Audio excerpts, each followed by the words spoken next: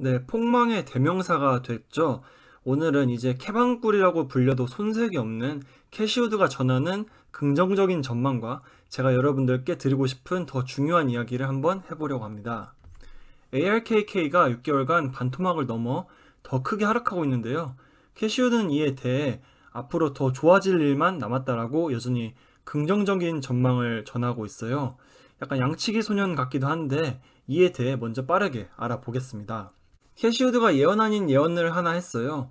시장에 반영된 공포만큼 연준은 금리를 인상하지 않을 것이다 라고 자신있게 말했습니다. 캐반꿀인 캐시우드의 예언, 이번엔 맞을지 참 궁금한데요. 그 결과는 다음 주인 5월 3일 그리고 4일 FOMC 회의에서 확인해 볼 수 있을 겁니다. 지금 시장의 지배적인 의견으로는 50bp 금리 인상과 양적 긴축이 동시에 시작될 것으로 보고 있는 것 같습니다. 이렇게 된다면 앞으로 빡세게 금리를 올리겠다는 뜻을 연준이 만천하에 드러낸 것이죠. 반대로 희망 회로를 돌려보자면 만약 양적 긴축이 없이 25bp 또는 50bp 금리만 인상하게 된다면 캐시우드의 예언이 어느 정도 맞았다고 볼 수도 있겠고요. 최악의 경우 75bp 이상을 인상하게 되면 시장은 다시 한번 단기적으로 쇼크에 빠지지 않을까 생각이 듭니다. 하지만 저 개인적으로는 75bp를 올린 케이스도 차라리 금리를 올릴 거면 질질 끌지 않고 빨리 올리고 시장에 반영하고 끝낼 수 있다는 점에서 주식시장 강세장을 아예 끝내버릴 만한 중요한 변동이라고 보고 있지는 않습니다. 어쨌든 끝에 가서 최대로 올렸을 때 금리가 중요한 거지 지금 빨리 올리고 다음에 뭐 조금 올려서 뭐 조삼모사처럼 이게 낫다 저게 낫다 이렇게 할 건 아니라고 보여져요. 아무튼 다음 주에 캐시우드 예언이 맞아 떨어질지 확인해 보는 것도 중요한 FOMC 관전 포인트가 되겠습니다. 금리 인상이 가파르지 않을 것이다 라고 캐시우드가 주장하는 근거로는 과거 볼커 연준 총재를 들 수 있는데요. 우리나라는 이제 부동산이 잘못되면 정부 지지율이 나락으로 떨어지듯이 미국은 주식을 버릴 수가 없는 나라입니다. 미국 가정의 자산이 주식에 많이 들어있기 때문에 주가가 정부 지지율을 부양해주는 측면이 강하게 있는 건데요. 볼커는 인플레이션을 잡기 위해서 금리를 강경하게 높게 유지했죠. 미국 경제는 그 뒤로 더 훌륭하고 굳건해졌기 때문에 지금은 존경받고 계시지만 당시에는 볼커의 장기간에 걸친 금리 인상으로 주식시장은 긴 기간 동안 침체기에 빠졌고 볼커도 개인적으로 수많은 협박에 시달렸다고 합니다. 그렇기에 지금 와서는 당시에 재선을 노리던 카터 대통령의 지지율을 나락으로 보내버린 장본인으로 평가받고 있습니다. 그럼 현재로 돌아와서 바이든 대통령의 지지율이 역대 최저 수준을 밑돌고 있거든요. 여기서 파월이 금리 인상으로 주식을 떡락시켜버리고 안 그래도 바닥인 민심 다 부셔버리면 어떻게 될까요? 이번 중간 선거를 통해 돌파구를 만들려고 하는 바이든 대통령으로부터 연준이 강한 압박을 받고 있을 것이라고 캐시우드는 말하고 있습니다. 치솟는 유가가 그나마 어느 정도 잡힌 건 1차적으로는 바이든 대통령의 어마어마한 비축류 방출이라는 결단이 있었고 2차적으로는 상하이에 이어 베이징까지 봉쇄가 확대되는 중국의 상황이 있겠는데요. 당장 자동차 기름부터 중국에 있는 공장에서 생산하는 데 들어가는 원유까지 수요가 올 스탑이기 때문에 원유 단기 수요에도 영향을 미치겠고요. 중국이 경기가 둔화되면서 원자재 수요가 줄어들 것이라는 전망 또한 원자재 선물 가격에 영향을 주기 때문에 인플레 해결에 도움이 되겠죠. 이러한 전망이 확실시 된다면 연준에서 급하게 금리를 올릴 필요가 없을 것이고 이것이 캐시우드가 연준이 금리를 급하게 올려서 시장을 무너뜨리지 않을 것이다 라고 보는 또 다른 근거가 되겠습니다. 단기적으로 나스닥은 지난달에 저점을 다시 깼기 때문에 나스닥이 11,000대까지도 하락할 수 있는 여지가 열린 것으로 볼 수 있어요. 각종 매크로 지표들을 챙기시면서 지금 현재 나스닥을 구성하는 기업의 가치에 비해 지수가 몇이면 저평가의 영역일까를 고민해봐야 하는 시기라고 할 수 있습니다. 그래서 오늘의 결론은 인플레, 금리 인상, 경기 침체, 공급망 문제, 러시아 우크라이나 전쟁 등 시장을 짓누르는 수많은 악재들이 있지만 결국 이 악재들도 언젠가 해소가 된다는 것입니다.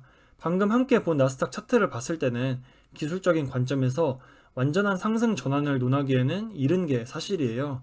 실적이 되는 빅테크마저 전망이 하향 조정됐다는 이유만으로 급락하고 있죠. 넷플릭스 같은 경우는 고점 대비 4분의 1 토막이 나버렸는데 미국을 대표하는 대형 기술주가 이 정도인데 소형주는 훨씬 심각하겠죠. 다만 회사가 앞으로 돈 잘 벌 회사라는 확신이 있다면은 이렇게 쌀 때 어떻게든 분할해서라도 매수를 하시는 게 현명한 대응이라는 생각은 듭니다. 네, 드리고 싶은 또 다른 이야기가 있는데요. 투자 시나리오는 계속해서 바뀌어야 합니다. 아까 말씀드렸듯 지금은 넷플릭스 같은 미국을 대표하는 대형주들도 단기간에 4분의 1 토막이 날 수 있는 환경으로 변했습니다. 대형주는 이런 최악의 상황에서도 쌓아둔 현금을 바탕으로 투자도 할 수 있을 것이고 자사주 매입도 할 수 있을 것입니다. 이런 기대조차 할 수 없는, 그리고 금리와 경기에 매우 민감하게 반응하는 소형주들은 상대적으로 대형주에 비해 엄청난 약세와 변동성을 보일 수밖에 없습니다. 왜 매일 소형주만 얻어맞냐고 불평할 문제가 이제는 아니라는 생각이 듭니다.